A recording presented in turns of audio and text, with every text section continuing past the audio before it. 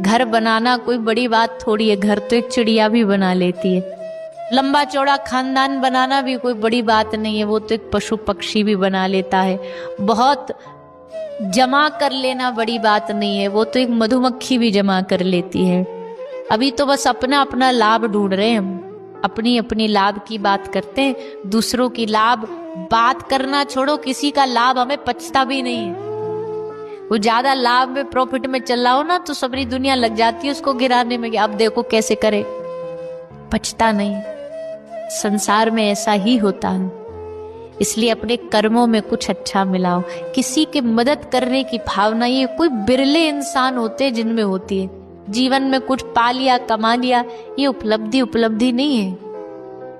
जीते जी अगर हम संसार में किसी के काम आ सके, कुछ मदद कर पाए, ये उपलब्धि है।